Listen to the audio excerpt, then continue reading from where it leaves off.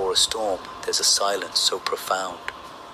Millions of years ago on the peaks of Mount Kailash, that silence was broken. We know Mahadev as the calm yogi, but what happens when the source of all peace is pushed into absolute fury? Today we decode the most terrifying chapter. We go beyond the story to the code of divine justice. This is the birth of Veerbhadra, the day the universe trembled. Until a single, not in heaven but in a palace of stone, King Daksha was holding a Mahayagna, a weight of destiny. Thousands of priests chanted, but Daksha had committed the ultimate sin of the ego. He intentionally invited everyone except Shiva. To Daksha, Shiva was a wanderer. He could not see that Shiva was the energy that held the atoms of his palace together. Sati, unable to see her husband insulted, arrived at the yagna.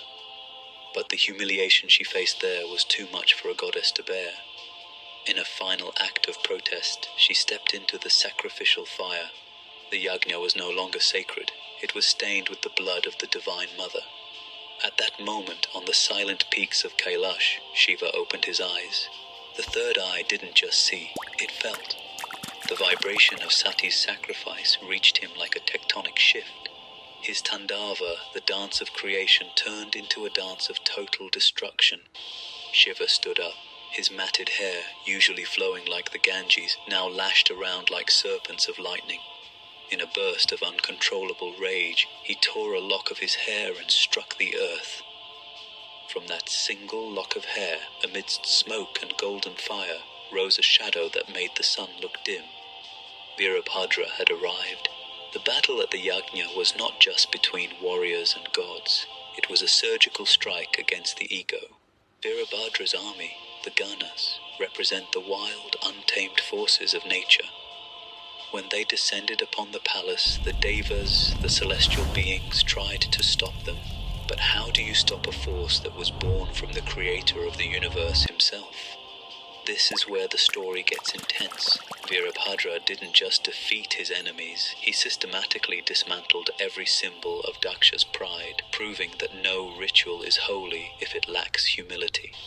The story ends with Daksha's head being offered to the fire. But why do we tell this story in 2026? Because the Vedic Code here is simple. No system can survive without a soul. Veerbhadra teaches us that rage, when born from justice and love, is a purifying fire. It destroys the old to make way for the new. After the destruction, Shiva eventually restored Daksha with the head of a goat, a symbol of the ego being replaced by humility. The universe trembled that day, so it would never forget the weight of truth. This is the first code of many we will unlock on this channel. If you found the depth of this story powerful, hit the subscribe button for Vedic Codes. We don't just tell myths, we decode the blueprints of the ancient world. Comment Har Har Mahadev if you feel the power of Veerbhadra today. I'll see you in the next code. Let the universe know what happens when balance is violated. Drawn by an instruction comes truth. Join us at Vedic Code for the complete journey through the avatars of Shiva.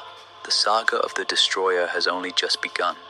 The fury of Veerbhadra is just the beginning. Stay tuned to Vedic Code as we unveil every divine incarnation of the Mahadev. Subscribe and witness the power of Shiva. Om Namah Shivaya.